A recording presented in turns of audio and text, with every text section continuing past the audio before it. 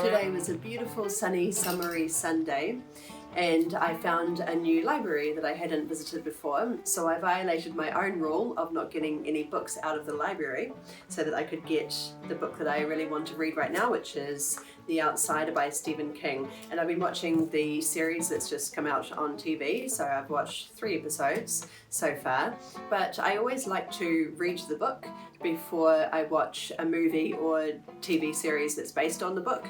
So I thought I'd stop watching and pick up the book and give it a read. I'm a long time Stephen King fan since I was really young, probably since I was about 13, I would say. This book was written in 2018, so it's one of his more recent novels, and hopefully I will enjoy it like I have so many of his others.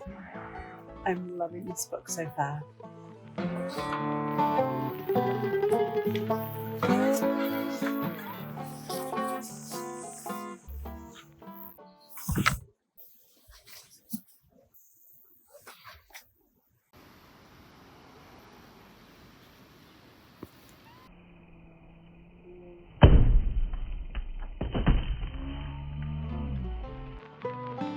I've read a lot of Stephen King novels over the years, and according to the list on his website of novels he's written, I've read about half of them. So I've never read any of the Dark Tower series.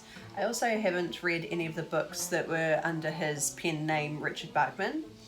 There are a few that I haven't heard of, not that many. I've heard of most of these, and I honestly can't say that I've ever disliked a book of his that I've read. The majority of the books that I've read have actually been made into movies, and all of those movies were very, very popular. There may be a few that weren't so great. Cujo, about the rabid Saint Bernard dog, it's quite slow by today's standards.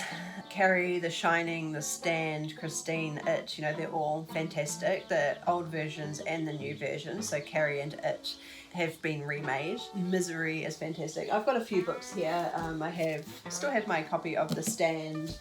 This list here is only movies, not short stories. So this is Apt Pupil.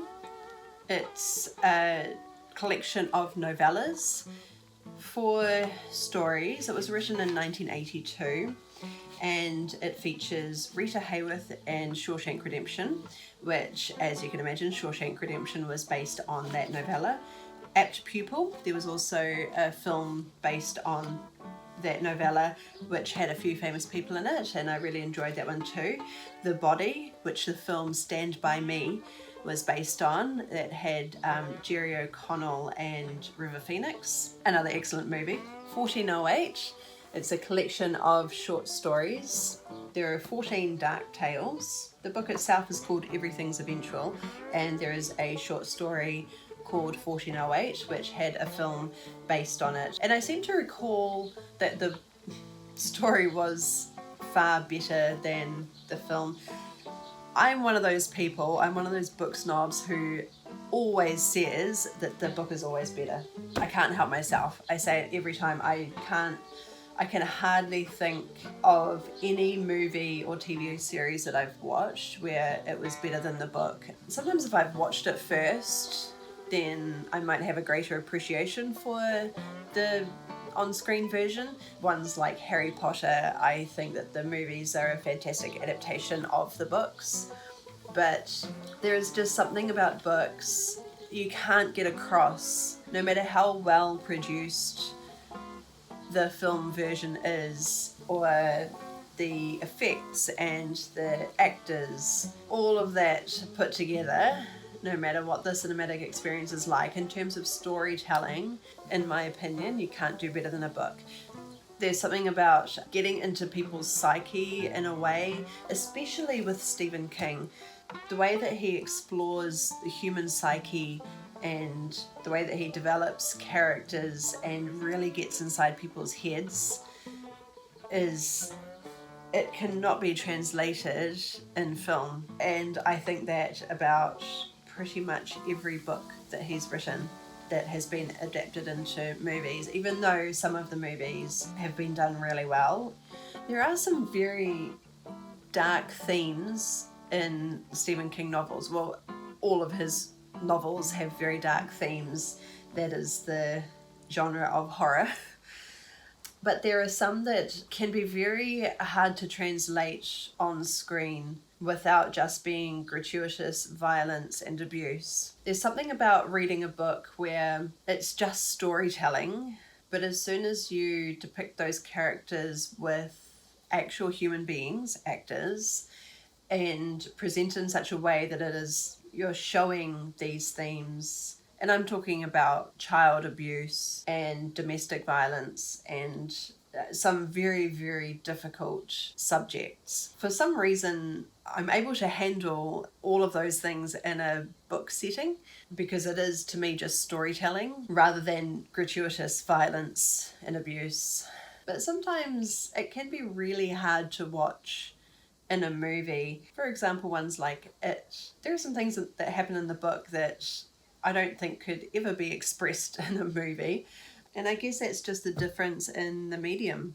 That storytelling in book form, in the written word, is such a different experience to live action film. And I think that's also why Stephen King is so good at really getting to the heart, the grit of human psyche, exploring the darkness of the human mind. And that's something that just cannot be expressed in a visual format. That's the way I see it anyway. But as well as the kind of blockbusters, I also really enjoyed some of the lesser known books. Some of them did have movies made of them. I read Needful Things recently, and that is an excellent look into human desire. Needful things, the need to have things. It was written in 1991, but I feel like it actually explores FOMO, fear of missing out, and lust, and giving into desires, that need for having things, for possessing things. It's kind of like be careful what you wish for, and the lessons were learned in the darkest way imaginable. Of course, there was a film made of that one too. The other sort of lesser known ones that I really liked were Dolores Claiborne. Again, there was a movie made of it with Kathy Bates. Bag of Bones, Insomnia, Rose Madder, I loved that one. Lisey's Story, or Lisey's Story, 11/22/63. That's very cool because I love time travel anyway. That's a theme that I've always really enjoyed, and it's a guy that finds this portal that takes him back to 1963, and he tries to prevent the assassination of President Kennedy, but he has to sort of keep going back, and he keeps failing, and he has to keep going back and trying again. And there was a TV series, just a limited TV series made of that, which was alright. Book was better, just saying. Book was better. And one of the more recent ones I read was Mr. Mercedes, also end of watch. But Mr. Mercedes had a TV series made based on it, but I actually couldn't watch it. I watched the first episode, I think, and it starts out with a person driving into a crowd of people. And when I read the book, I really enjoyed it. It had some excellent characters in it, some that feature again in The Outsider. But when I saw that play out on TV, I just couldn't, I was too sensitive to it. It's a really strange thing. I just thought, I don't need this in my life right now. I need to watch something more uplifting and more positive. But I keep coming back to these horror novels and I just love them. I'm about halfway through the book, The Outsider, now. And I'm glad that I stopped watching the TV series so that I could read the book, because I'm really loving the book. It's a lot more of a police investigation than I thought, and I'm about halfway through and it's still really just about this investigation, and we've got all these key players and a crime that is seemingly impossible. So it's really just a big mystery at this stage. I'm really liking that format, and based on what I've seen of the TV series, I have an idea of what's to come, but I'm glad that I don't know the whole story, because there have already been some surprises that I might have appreciated more if I didn't know they were coming when they came about in the book. So I'm just going to continue to be that book snob that always says the book is better.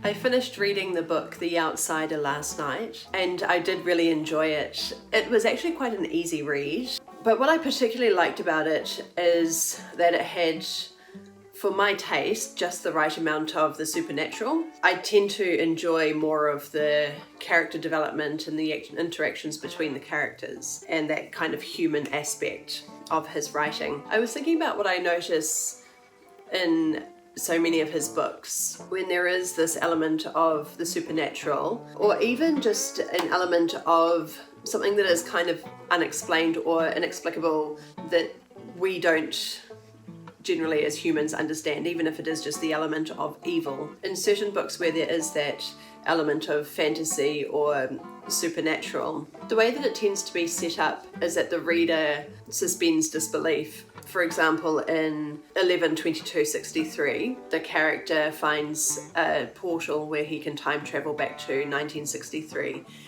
And once that premise is established, you just go with it and continue on with the story. You don't tend to spend a lot of time wondering how that came about or how that's even possible. And that's something that I particularly like about his books. And I feel like that in itself was actually addressed in this book, because there is this element that can't be explained within the realm of our knowledge, but there is no other answer for it. It's the only explanation, and it seems to be the very clear explanation. The characters have this struggle where they have to try to accept that this is the truth. And what I also find interesting is the way that Stephen King, I'm certain that he's done this before, where he'll introduce some folklore, like an urban legend, that gives a kind of basis for this thing that we don't understand. It creates a story around it and gives it plausibility.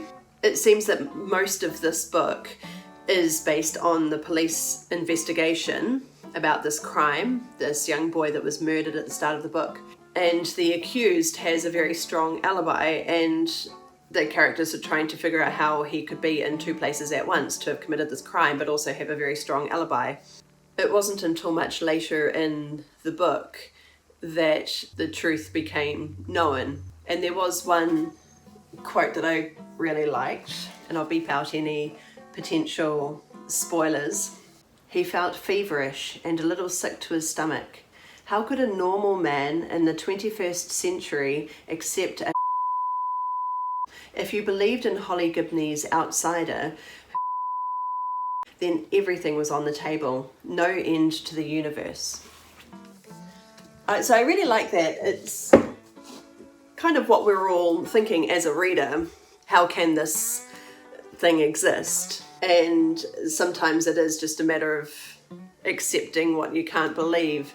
There was also another line right at the end that says, people are blind to explanations that lie outside their perception of reality. And I think that that's what Stephen King novels really are all about. It's about exploring the idea of the unexplained, that there are things outside of our perception of reality that we don't know the answer to. People have experiences that they can't explain, and that's okay. I mean, we don't always need to have an answer for everything.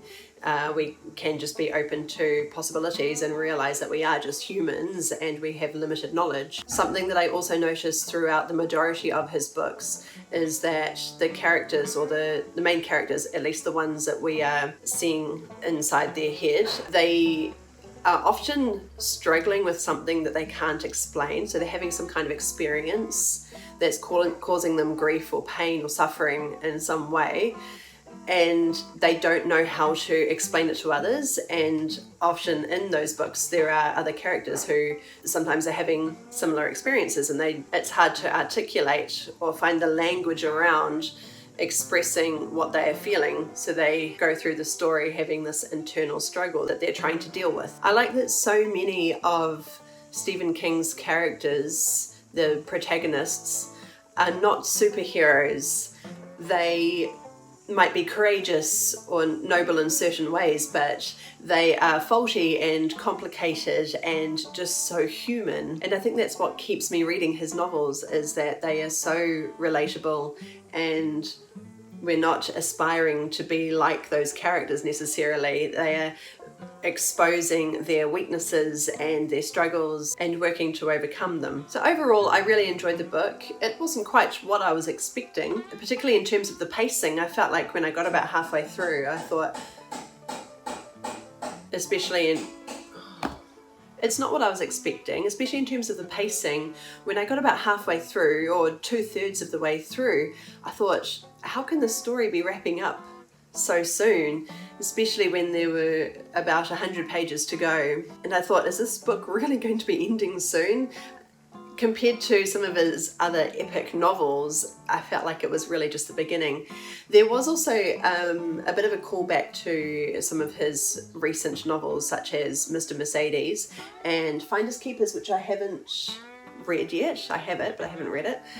And End of Watch, which I have listened to the audiobook of. The supernatural element that's in The Outsider is very similar to, possibly the same thing. I would need to go back to it, but very similar to those books. So I was really glad that I had already read Mr. Mercedes in particular, because I was able to visualize it straight away. As for the TV show, The Outsider, I'm going to start watching it again and pick up where I left off. The whole show hasn't come out yet. It's about halfway through. There are 10 episodes, and I think there might be 5 or so out by now.